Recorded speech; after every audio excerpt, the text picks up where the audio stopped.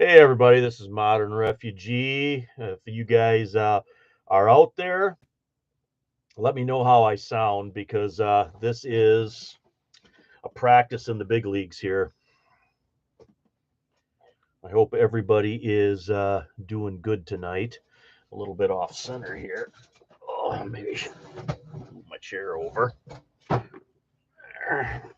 That's a little better. Guys got a big old view here of the old command center. Hey there, how you doing, Captain Bart? Sounds good. And you are live, Thicky Ricky. Thanks. I appreciate that. Bailey, how you doing? Looking good. All smiles. Awesome. Awesome. Everything's looking good. Hope you guys are hanging in there and doing a little prepping here. I have basically worked my tail off this weekend. Hey there, Monkey Food Garden, just up north. Greetings, Old Spice, Wingard. Appreciate all you guys being here. Yeah, I've been got all kinds of things going off here. I've been prepping all weekend. I had the weekend off, so we basically got a bunch of stuff around. Did bread and butter pickles. Hey, FSP, how you doing there, farmer's son? And I did bread and butter pickles. We did dill beans. If you don't know what dill beans are, they're sort of like kind of like a sweet and sour dill, and they were like a side dish growing up. I got certain people that absolutely love them in the family, so I made a batch of them. And then you guys seen my community post earlier today. I did a we grabbed some apricots and I made a big batch, a lot bigger than I thought, batch of apricot jam. And that's another thing that everybody just loves. And apricots are kind of hard to come by. And I got a couple of spots literally on the side of the road where I can pick them. They're growing in road right away. So if that's something, you guys find a fruit tree that's growing in road right away, that is a great place to grab yourself some apples or pears, or in my case, apricots, and go home, use them. Dug some potatoes, dug a good 5 gallon pail of potatoes, got some herbs that I got out that I'm going to start drying. I'm going to plant a small second crop of potatoes this year. I still have some russet seed potatoes that I'm going to put out. So I want to get them in the ground here probably in the next 3 or 4 days, and then I'm going to keep them watered and see if I can't get a small harvest out of them by around the 1st of November when we get our first hard freeze. Scout, my prepping today was cleaning out the cow stalls. Hey, you know what? That's good fertilizer. You know, it's got to be done anyway. Mama would actually send me. There was a lady that we knew that had horses, and horse manure is actually really good. Fertilizer, but it's really, really potent. So you got to let it compost, got to let it sit a little while before you go ahead and work that in your garden. Otherwise, it'll actually burn your vegetables. And so all the big stores around us have been crazy busy the last few days. Gas has actually been fairly reasonable. It's been kind of hovering between like 289 and 309 where we're at here. Uh, my my wife was in the hospital. My mother-in-law was in the hospital. I was still working, and we were trying to take care of things here. My adult children were all working, so the last couple weeks here have been absolutely crazy.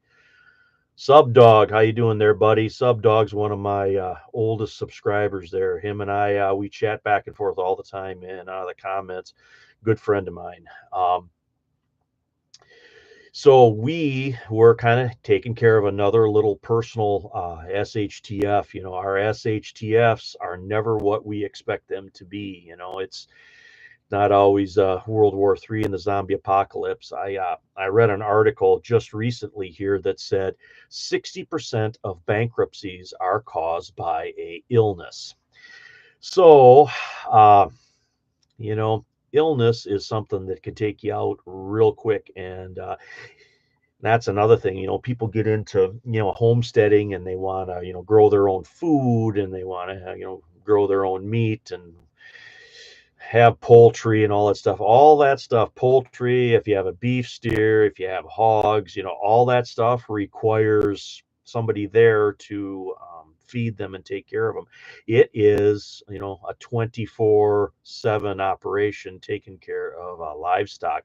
And that's something I think when people start, they have their head in the clouds when they're talking about preparedness and, I'm going to live, off the grid and produce all my own stuff, how time consuming and how labor consuming that is. There's no holidays when you have livestock. That stuff's always got to be taken care of.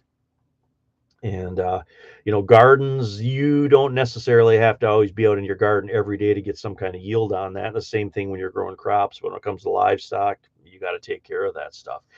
And if you want it to really be good and get eggs and get your meat animals squared away, you really really have to take care of that stuff.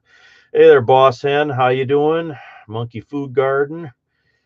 Monkey Food Garden is another real good friend of mine and subscriber. Been on my channel as long as I can remember. Of course, I've been around YouTube now since about 2019 is when I started all of this, and I'm kind of right where I want to be. I'm in that little niche there. I got good subscribers, and I always discuss, I think what I think is pertinent topics. We always go back to the old school skills on my channel here, and I usually pop a video whenever I have a recollection on something or there's something that I'm doing, and that's how I go about giving you guys basically the same stuff that I do here.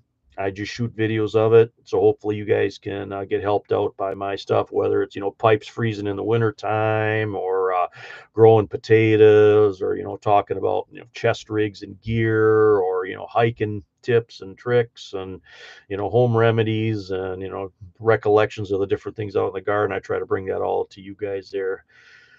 And, one thing that we did today, we went and we got some honey from people we know, and I always hear that on the prepping channels where people say, have your prepping community, establish your group or whatever. Basically, you know, like we have people where we get produce from on top of the stuff that I already grow. I got people that I can get meat from. I patronize local businesses. We go to local businesses that sell local stuff like, poultry or beef or whatever it is. And, I hunt, I fish, I do that kind of stuff. So anything that we can supplement that stuff. Today we got honey from a friend of my wife that she used to work with my wife back 20 years ago. And we said, hey, they're just starting out a honey operation. And I believe she said that 5 gallons of honey is what they got. So they put us down for 3 quarts of honey. So we went and picked up those 3 quarts of honey today. That's going to go in there and in the pantry, and we're going to use that over the course of the winter. There's people that I've gotten wheat from. When I ground flour, I don't grind as much flour anymore because my wife, she's borderline celiac. So, we don't use quite as much wheat as we used to. But there is one thing that I'm going to mention about that now that I'm just thinking about it, and that's how a lot of my videos come around. I think of something and then I do a video on it. But if I make bread with wheat that I grind, or I get like a good organic flour that hasn't been really tampered with much, and I go ahead and I make bread with that, that's a lot easier on my wife's system than commercially bought, pretty much any kind of commercially bought baked good. And if you look at the ingredients on that, bread should have like 4 ingredients. And you look at the ingredients on the different commercial breads out there, there's dozens and dozens of ingredients in there. They fortify the gluten and they add all that other stuff in. And I think that's where a lot of, hey, Hudson Valley, how you doing there? Hudson Valley is another good friend of mine that I met through Prepper Now. Always appreciate his take on things. If I make bread, it's a lot more tolerated by my wife, but the stuff that they put in, I think a lot of it in a lot of the digestive problems people have nowadays is the stuff that they put into the bread, all that supplemental stuff. Like I said, bread, and you put a loaf of bread in the pantry and you forget about it. You go in there 2 weeks later, it's still sitting there. Like, and if you take a home baked loaf of bread, that thing would be molded into dust by the time. And that other stuff doesn't have any, it just lasts forever because all the junk that they put in it. And then they wonder why people get sick, and they come up with this stuff, like celiacs and whatnot. So we have often discussed that. Hey, farmer, how you doing there? Eli in the Wolverine state. King Arthur flour, gluten-free flour. Yep, King Arthur is one that mom always used. Another one that mom would always get from the Amish was Sela, Minnesota. And I know the Amish have Sela, Minnesota over in Snover at Country View Bulk Foods, and over in Clare, the Amish store used to have Sela, Minnesota.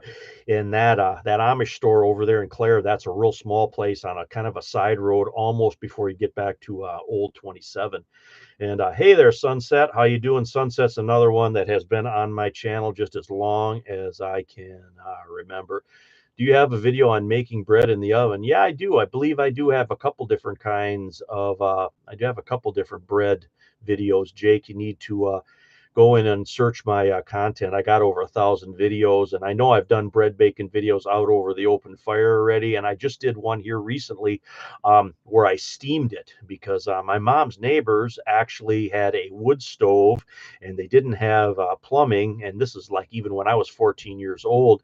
And when they would make like a stew, or they would make beans or bean soup or something on that wood stove, they would actually steam bread in like a double boiler, or I can't think of the other name of it now, but they would put it in like little little half pint jars, and they would actually steam that. And I made a video on that. I'll tell you what, I was really super surprised in how that turned out, because I didn't really ever make that before, and I remembered it, and I said, you know what, I'm going to try making that. And it turned out really, really good. Uh, hey, MR, regarding your favorite knife video, do you have a favorite pocket folding knife? Yeah, I do.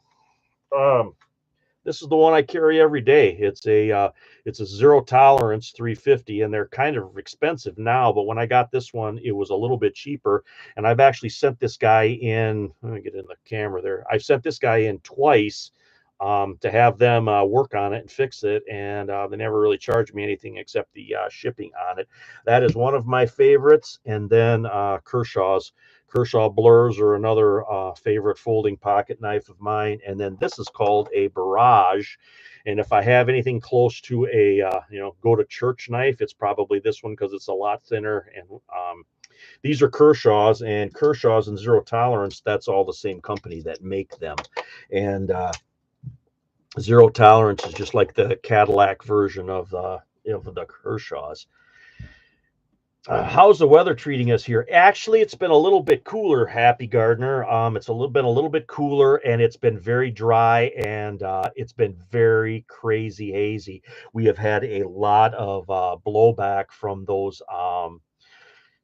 Hey there, I appreciate the donation there on my channel. You guys don't have to do that. I just like being out there and helping you guys out. I never ask you guys for anything except just being on my channel and trying to boost preparedness along. But I really appreciate that. I thank you so much.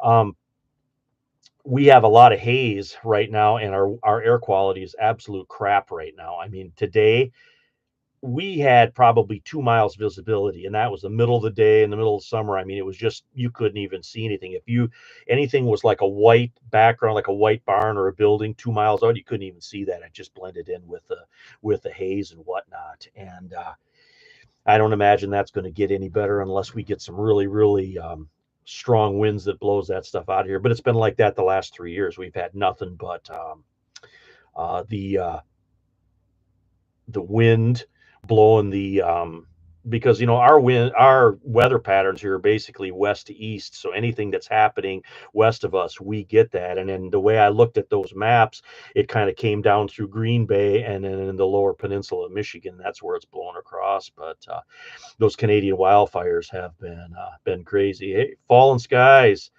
homesteading and preparedness. Fallen skies is another one that's been on my channel for a long time, and I always appreciate seeing him. He's got a very good channel as well. Subdog fires from us here are all bummed out in northern Ontario. Yeah, those fires are who knows what's starting them. I mean, that's probably a whole nother discussion, but yeah, you just kind of roll with the punches. And that's one of the reasons why my mother-in-law, she's actually got respiratory failure. And that's one of the reasons we think that she ended up in the ER. And then of course in the hospital is the irritation from all them wildfire smoke that's going on there. But Tom M, another one. He's a another good subscriber. He's from the thumb. He always posts the thumb because I am in the thumb of Michigan here. If in Lower Peninsula Michigan looks like a mitten, the thumb of the mitten is where we are here, and we're kind of a combination of agriculture and rural areas here, and we are kind of on the outskirts of some of the bigger cities like Saginaw and stuff, but we are in kind of a tight knit rural community. And getting into the people, wanted to mention people. Uh, we got people that know electrical. We got people that know mechanics. Everybody should have some of these people sort of in their inner circle if they can. An electrician, a plumber, a mechanic, a jack of all trades. If you heat with stuff like propane or natural gas, somebody that knows the ins and outs of that stuff, kind of your HVAC people.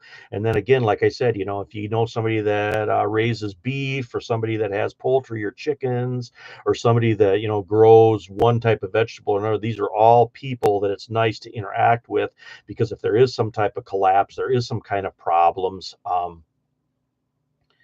you're already going to have those relationships established. And a lot of the relationships revolve around some type of commerce. And you can be friends with people that provide things for you and you provide things to them, but you it's good to have those people sort of in your Rolodex and in your contact list now before something major does happen, so you can go ahead and you know utilize them for different problems. You might have a skill that they need someday, and skills are a barterable thing. In fact, I think skills are probably, if there's some kind of event, I think skills are going to be more important to barter even than goods a lot of times. um, More lives, please. One per month. Yeah, that's what I'm going for, but I got to figure out how to use this thing. My One of my adult children built this setup for me, built the computer and the CPU and put all this stuff together here. Now I just got to learn how to use all this stuff. Um, Talking about people and talking about people as a resource in some type of SHTF event. I used to be on different preparedness chat rooms and blogs and stuff back in the day, like back in the mid 2000s, 2010, 2011, 12.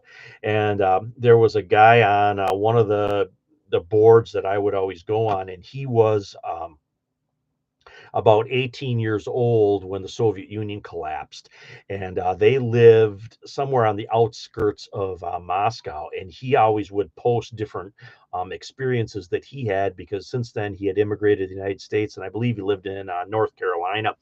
And he said that there was one time, and him and his brother were fairly decent mechanics. And he said there was one time he didn't eat for a couple of days because there was no food and money didn't have any value. They, people would literally stand in line for hours by a grocery store hoping that a truck would come in and something would be on it that they could purchase. And then when they did purchase it, they didn't have, enough money or whatever. And somebody they knew came over and knew that they were mechanics and said, "My car's not working. Can you fix my car?" And they said, "Yeah, we can we can try to fix your car. And the guy said, well, what do you want to eat? Or what do you want for payment? And they said, we want something to eat. Can you, make us something to eat? And he says, yeah, I think I can. Um, you go work on my car and I'll come back. And the guy came back who owned the car in a couple of hours, and he had a frying pan full of potatoes. He had some bacon and he had a pint of vodka, and that's what he gave these guys for fixing this car. And at that point, they realized, hey, we got something here where we can get some food. And they started fixing things, and they were paid with food to fix things. And he said, from that point forward, they didn't go hungry at least anymore. Didn't have any money or anything, but at least they weren't starving. Sutton's Days, how you doing there? Sutton's Days is another really good channel. She's got a lot bigger channel than mine, but she is into pantry preparedness. She does a lot of that kind of stuff too. Where I'm probably a rebel canner. I do a lot. I do follow some canning rules, but sometimes I don't. It all depends. We're all one big happy canning family. Yeah, fellow Michigander, we are. You wouldn't think that Michigan is a preparedness state, but I'll tell you what. There's a lot of people that I know that have been living in Michigan their entire lives, and they just call preparedness. That's just a lifestyle to them. Someone Sunset. Someone may know an outdoor gardening. They know how to grow indoors hydroponics.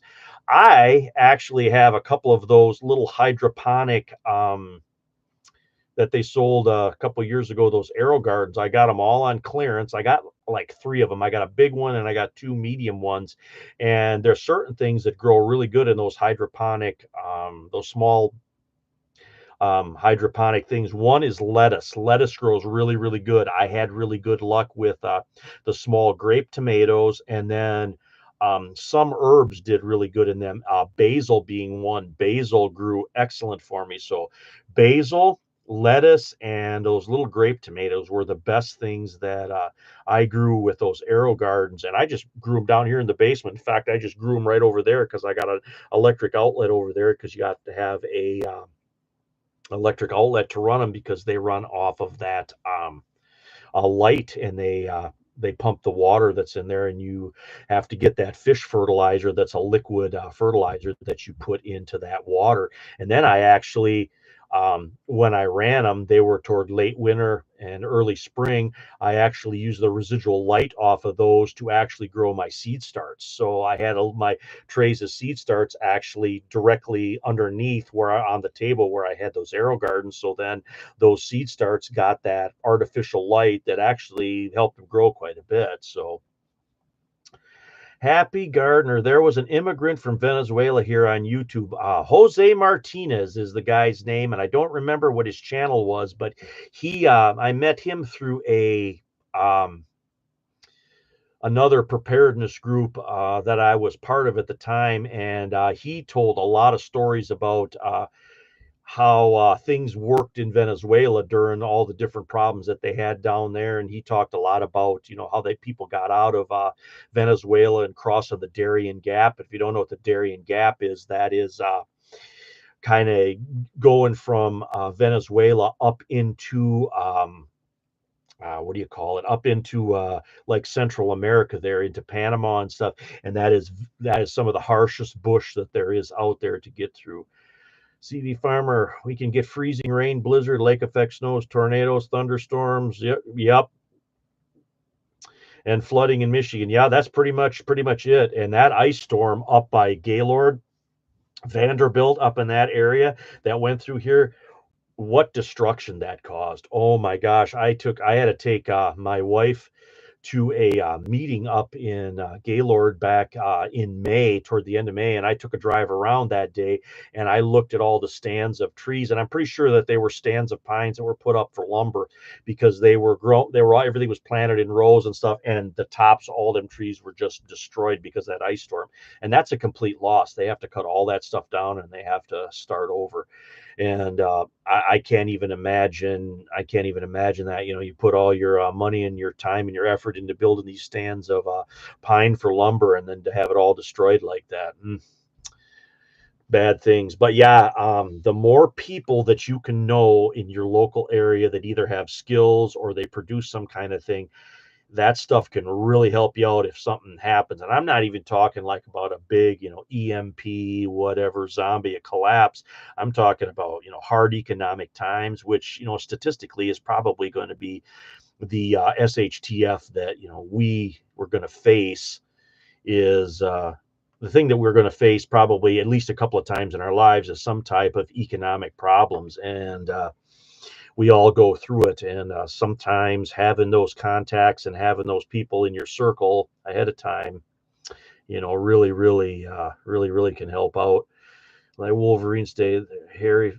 Yeah, and then that's another thing when those trees are destroyed like that, that creates massive fire risks and fire hazards because now you have all this dead wood laying around.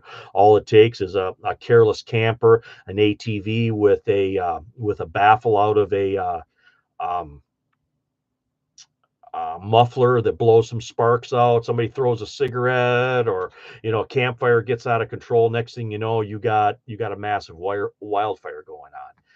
And then that's a whole nother set of problems. And yeah, and just kind of day-to-day preparedness is basically what I do. We try to always temper what we do day in, day out with, some type of preparedness, just like this weekend here. We can stuff. There might be days when stuff is on sale where we can get bargains on stuff. We put that stuff up. Cut firewood in the winter, so we got plenty of firewood here.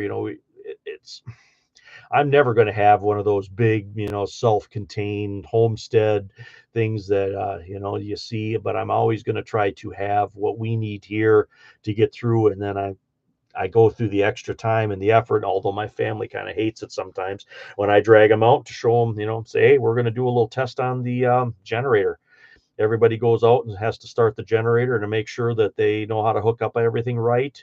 That's so important. Those basic simple things like being able to start the generator if you got one, being able to jump start a vehicle or change a tire, or being able to get on you know one of these things here and get on the weather channel, so once what's going on in the weather channel. I've got multiple different weather channels programmed into that. The one here, because we're in the thumb, the one that's out of Detour, which is up in the Upper Peninsula, but it basically covers the Lake Huron basin, and that's the radio frequency that we listen to here for weather.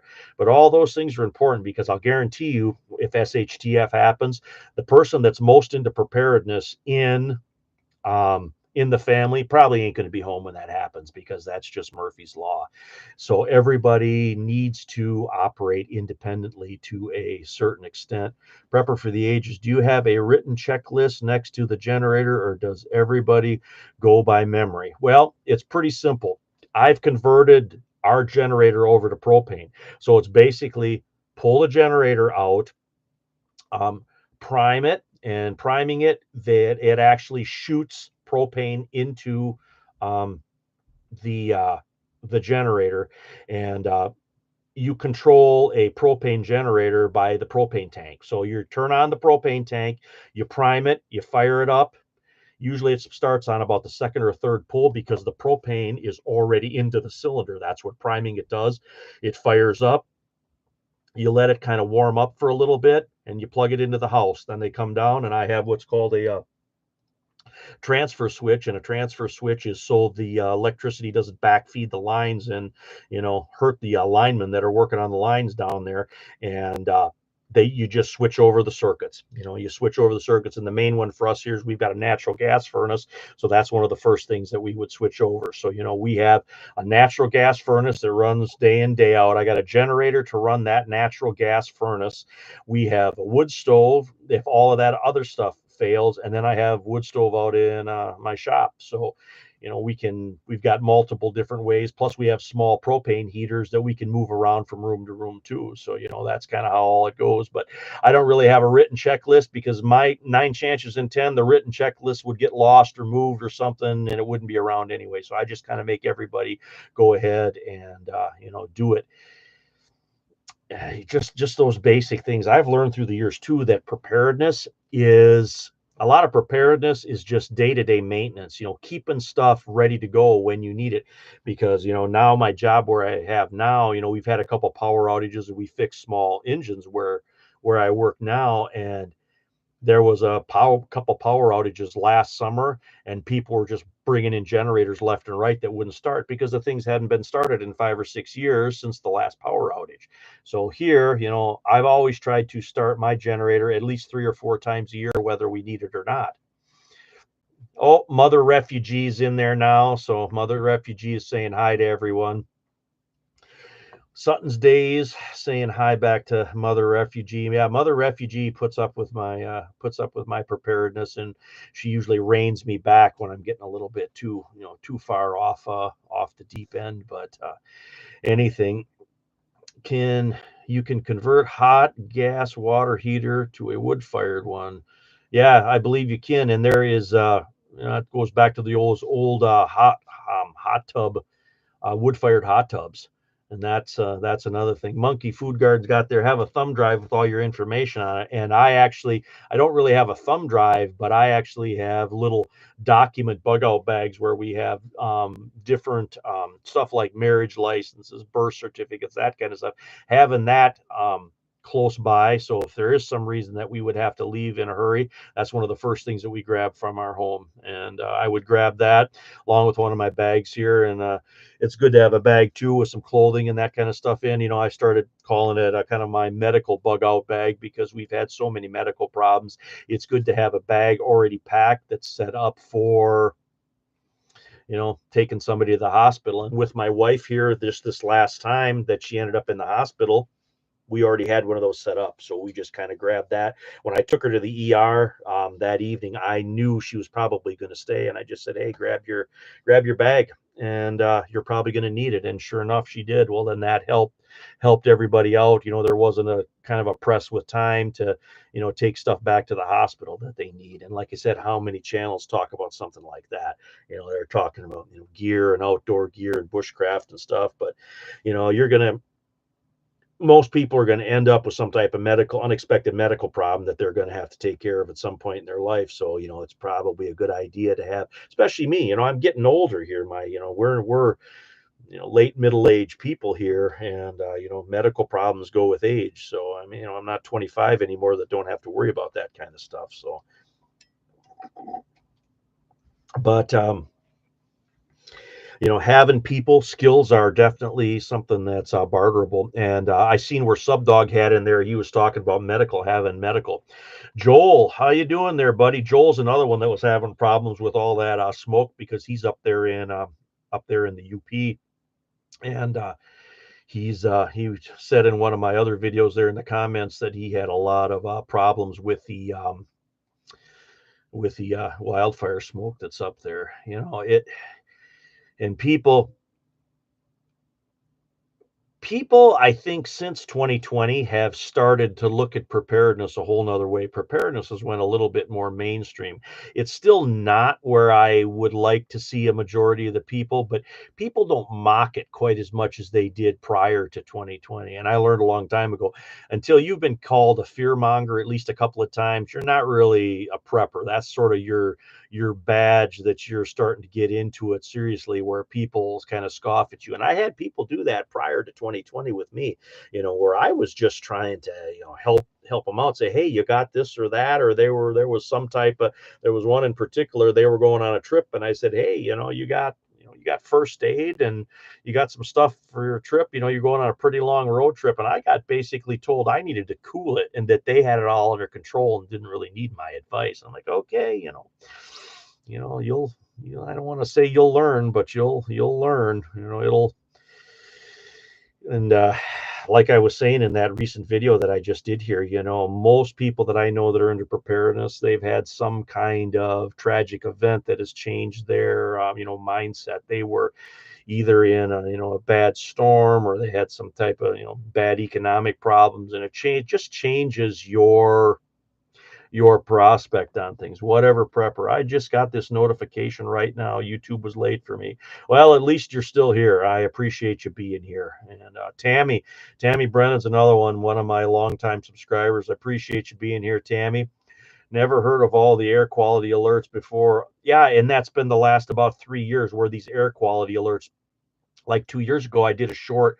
We have the wind farms around here, and I did a short. Hell, you couldn't even see the windmill. And I mean, it was like at 3 o'clock in the afternoon. The windmill's going 100 miles an hour, and it's just so hazy. I mean, I was maybe a half mile from that windmill, and I could barely make the thing out. And I shot a short on that. And I'm like, I don't know what's going on, but we've never had this stuff here before. And you get into, there's a lot of different you know theories on all that stuff, and I think some of that stuff, there might be some truth to some of that stuff.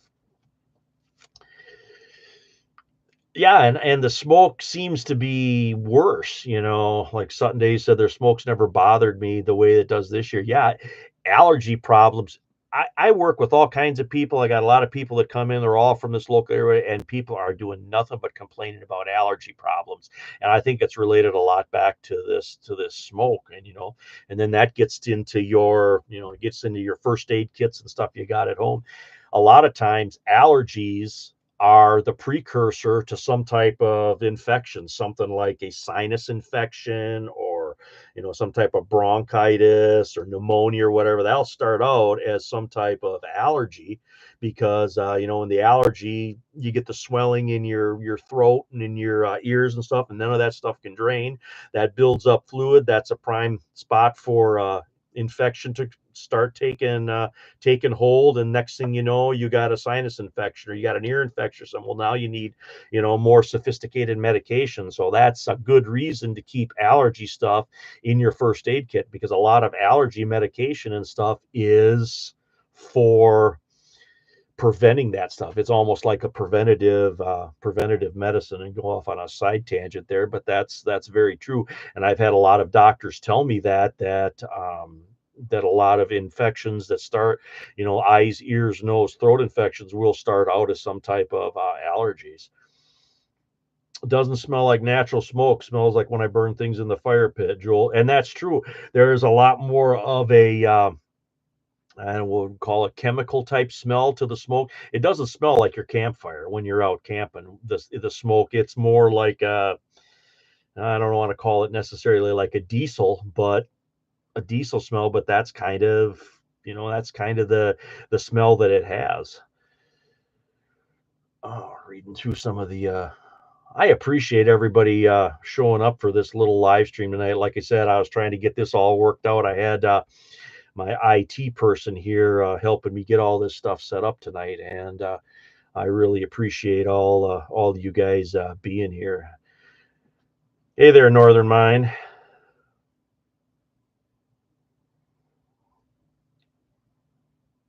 But yeah, canning, putting up food, keeping your gear up to date, preparing for those everyday things.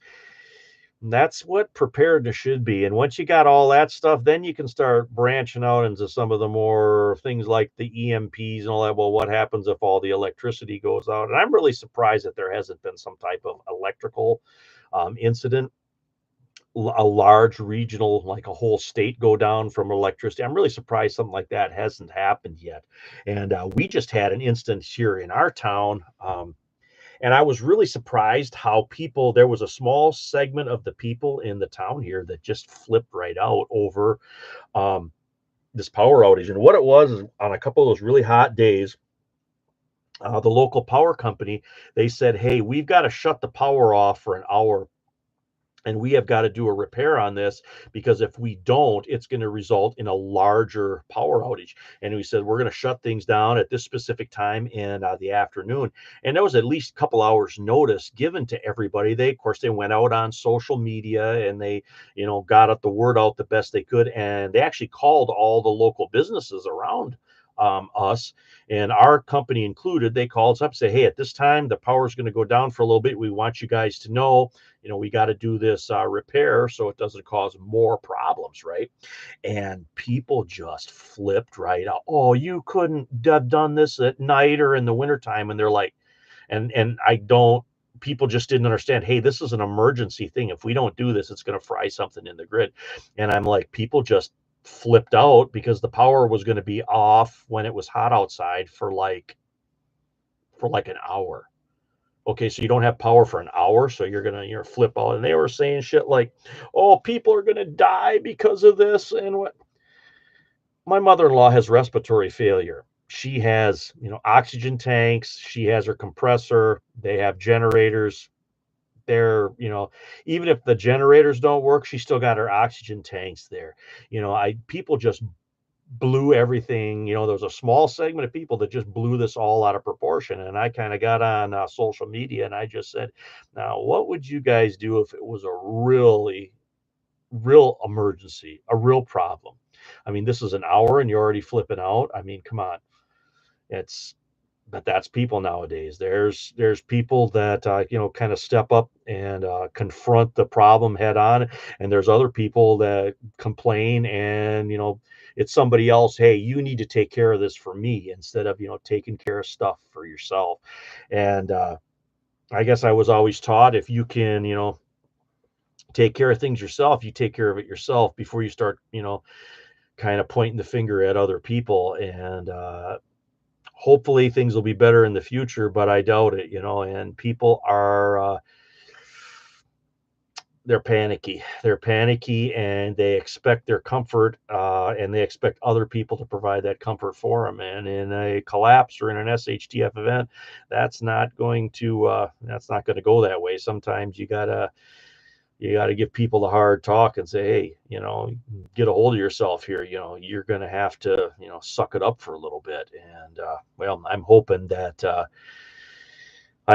people will learn and will take an interest in preparedness down the road, just for everybody's own, make your life better. If you start doing things for yourself, you start learning, you start, gaining confidence, and from there you can start facilitating positive outcomes when bad things happen. So, yeah, reality checks can suck. Yes, yes, they do, and they really suck for people who don't think that way. Think they're. It blows my mind. There's just certain people that just depend on other people for everything. They don't take a little bit of self initiative for some reason has been kind of sucked out of society, and especially in the last 20 years here, everybody expects somebody else to step up to the plate and take care of them. And there was an old saying the old timers used to say. It was get off your ass, get on your feet, other people got to eat. I always think of that, when I hear people complain about a little bit of hardship, and that's just kind of how it goes. But I should probably have that put on a T-shirt or something. But I still remember people saying that. But and it's not. I think people make preparedness out to be more difficult than what it really needs to be. I mean, how hard is it to have a couple of weeks worth of food in the house, to keep the gas tank full in your vehicle?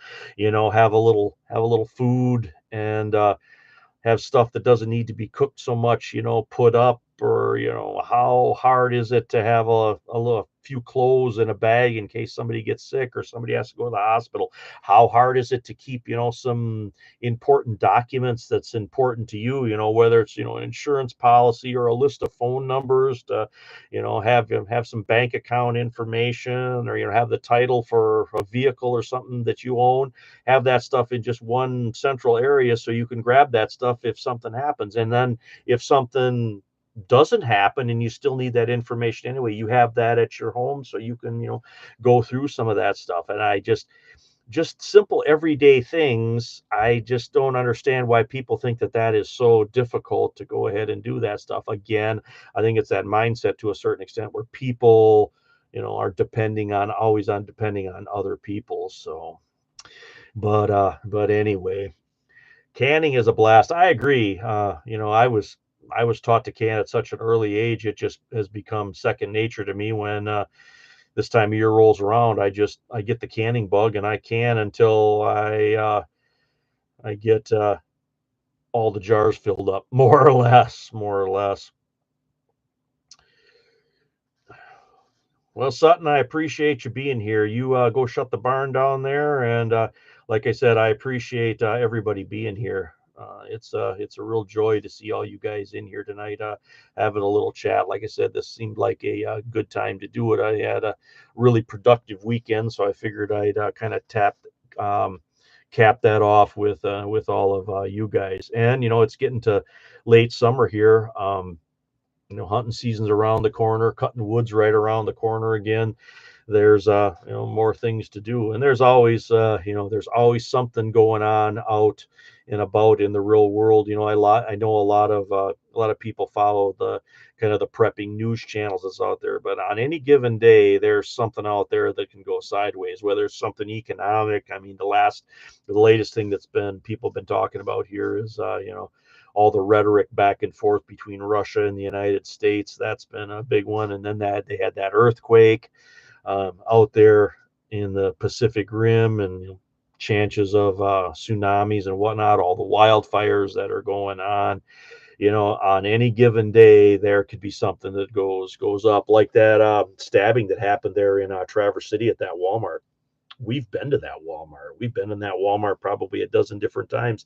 In fact, I actually knew somebody that worked for the remodeling arm of Walmart that actually helped remodel that store a few years back. And so that one was kind of a hit close to home thing. How many people that of that either goes to a big grocery store or goes to a Walmart or something just to grab a few things and then have some kind of incident like that take place. And that's why it's so important to have your uh, have your EDC always with you, and always in a place where it can be accessed in case those things happen. Because you know what, that stuff has been happening more and more lately, and I don't think that's ever going to go back to what it was. It's just going to keep increasing and increasing, because society, going back to, like I said, people just here in our town freaking out over an hour power outage. People aren't as stable as they used to be. Society isn't as stable as it used to be.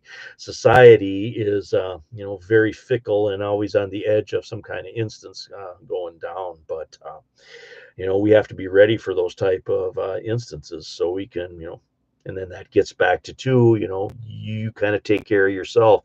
That's a good prepping mindset to have. You don't always depend on other people to take care of yourself. You kind of say, hey, well, there's a problem going on over there, we're going to avoid that, we're going to take an exit out the back way or whatever.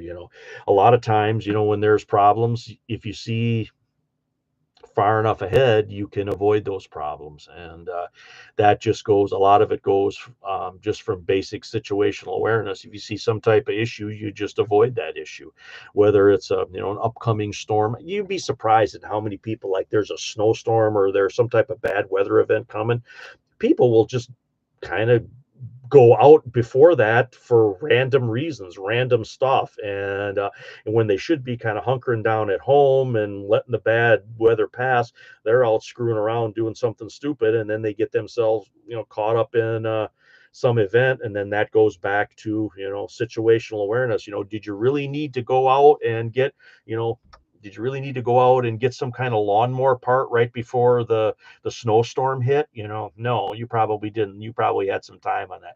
It's different if somebody's got a medical thing or people are going for a prescription. I can see people going out in bad weather for something like that. But people just going up to the store to buy a bag of Doritos, that's probably not really that important. Did you really need that bag of Doritos to go out when it's throwing down 4 inches of snow an hour? Probably not. And that just gets back again to society isn't as solid as it used to be, and it's probably never going to go back. So if I go to a Walmart and there's either one in Gaylord, I'm with Sutton. Got to go take care of the goats. Everybody have well. I appreciate you being here, Guster Dog Mom. I appreciate you being here. Yeah, go take care of those babies. You got to take care of that stuff. Like I said at the beginning of this stream here, you got to take care of the animals. That's a 365 thing going on. Most wood pallets are non-treated wood and get in the business of getting it used for repairs. I know an old guy who took those old pallets, he'd take them apart and he made birdhouses out of them. And then he would take those birdhouses and he'd sell them. You make a few bucks on what do you call it? Make a few bucks on basically wood that people was throwing out. I've seen a lot of people do things with pallet wood over the years. Anything about? I photocopied truck title and other important documents and emailed them to my son. Second copy stored at a secondary site. That's a great idea. Another thing too, just something as simple as photocopies of your ID or other insurance cards or whatever. You know, somebody that's got a photocopier, throw all that stuff in there and get a photocopy of that and stick that in a random document bag somewhere so that you can take that along.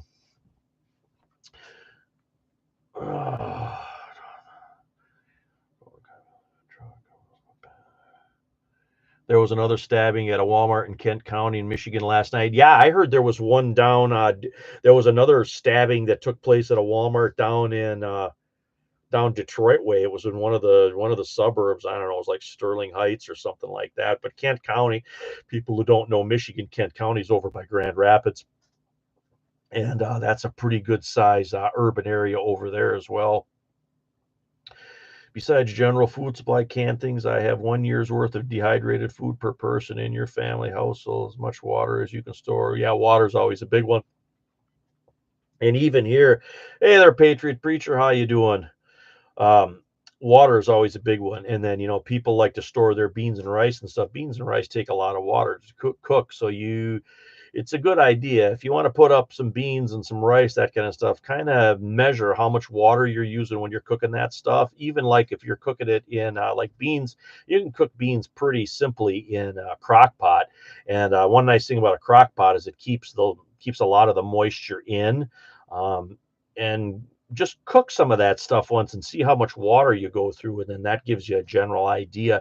If you've got a really adequate source of water, it's all right to have stuff like beans and rice. But if water is really, really scarce, that's one of the things that you got to kind of look at. Maybe that isn't always the best. Maybe it's better to have canned beans instead, that's already basically edible right out of the can, instead of having the dry stuff. Now here we actually kind of got backups for some of our water here, so water I'm not as concerned about as some other people. But even here where we're at, even though we're in Michigan, there are dry times a year, and we're starting to get into August and September are usually the two driest months, when the water in the little ditches and the streams and stuff and the small rivers, that stuff goes down quite a bit this time of year.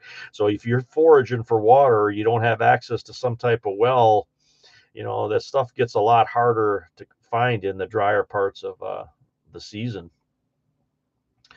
Low wattage crock pots are great for rationing electricity. Yeah, and that's true. And that's one of the reasons why, see, our generator isn't big enough to run our electric stove. We have an electric stove.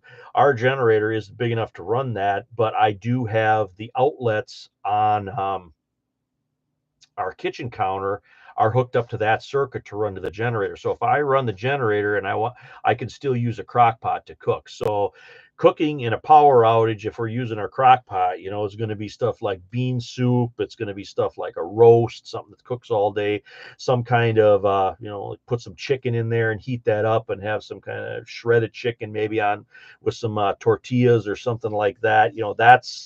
That's what power outage cooking looks like here, especially in colder weather. In warmer weather, I could maybe do some cooking outside on the fire pit, and I do a lot of cooking outside on the fire pit anyway. We just did some cooking a couple of nights ago out on the fire pit, and I always keep a certain amount of small pieces of hardwood already cut and split, ready to go to use my outdoor fire pit at any given time if I want to cook out there, if we got a power outage or something. It goes back to it's no different having a stack of wood than it is a full gas tank, because basically wood is the fuel. Caretaker 13, working in retail during winter storms always made me wonder why the store is packed. I was like, why don't you people not shop the day before? And it's true. People will be rushing out to the store an hour before the storm hits, for just rando stuff. It's crazy, and I've seen that for years. I do a lot of pressure cooking in my outdoor fire pit. Yep. I've actually got a canning video where I canned tomato juice out on the firing pit. Did it all, the whole thing off grid. Yep, clean drinking water is #1 priority. Listing from the South Island of New Zealand, rural area. Good to see you here. What do they call you guys there? New Zealand Kiwis. It's good to have a Kiwi here on my channel. I appreciate you being here. I have charcoal smoker, use it all the time. Bags of charcoal stored. Yep, that's a great idea. We live in hurricane. Yeah, hurricanes. That for something for me up here in the upper Midwest, a hurricane, I wouldn't even know where to begin for something like that. I'd have to really take a real crash course if I was ever in some kind of hurricane type situation. We have our blizzards and our ice storms and our thunderstorms, and we even have an occasional tornado and stuff. But those hurricanes, they affect just hundreds and hundreds of square miles when they come ashore. That's a crazy thing. Nothing but destruction. Just goes to show you, Mother Nature is a really destructive force. You always got to be. It doesn't matter when you're out in nature. You gotta be respectful. She can take it all away in a heartbeat. The general people I see at Walmart on a regular basis, they look like they're campers or runners to me. They more like long underwear models. Yeah, yeah. I didn't realize there was that many places you could wear pajamas until I started looking at all the people wearing pajamas at Walmart. I'm like, hell, I'm the only guy in here that's got regular pants on. But again, that goes back. That's the way society is there now. Oh, thank you so much for the donation. I appreciate it. Like I said, I'm not here to ask anybody for money, but I sure appreciate that. I just want people to be more prepared, and I figured there's no sense in taking what I know to my grave. I might as well get it out there where people know and people can get some use out of my knowledge.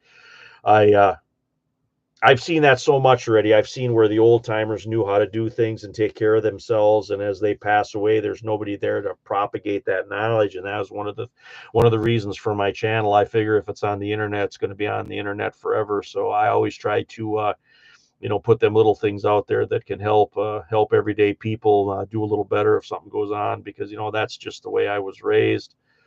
But I really appreciate it. I'm humbled. Thank you very much. Well, guys, it's looking like it's going on about an hour here. I don't want to keep you guys all tied up all night. I'm sure there's other live streams and other things going on out there too, but I wanted to try out all this new computerized stuff here and see if I couldn't get it to work. I think it's been a success. I'm pretty satisfied with how everything's going here. It's kind of nice. Some other two live streams I did on my phone, and I couldn't read everybody's comments long here. It's really nice to see everybody's comments. So yeah, I think I'm going to start doing this at least once a month, where I can get with you guys and just have a conversation like we're having right now.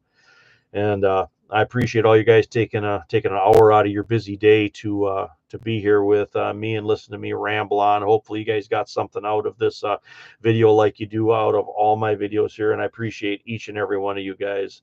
Library Lizard, Prepper for the Ages, another two my longtime subscribers. I appreciate you both for being here. I really do. But anyway, Tammy, you guys you all have a good night. You stay cool out there, and it is harvest season, so this is the time to get stuff. And if you do any canning or if you do any preserving one way or another, this is a good time to go out and look for those bargains, because the fruit markets and stuff, they're going to fire up all the stuff that a lot of people want to put up, potatoes and onions and tomatoes. All that stuff is going to be coming in now, especially for the next 6 weeks. This is the prime time of year to start putting up stuff. But anyway, this is Modern Refugee. I appreciate all my subscribers out there. I hope you guys always get something out of my videos. I hope I'm always a benefit to you guys personally and to the preparedness community as a whole. Anyway, you guys take care out there.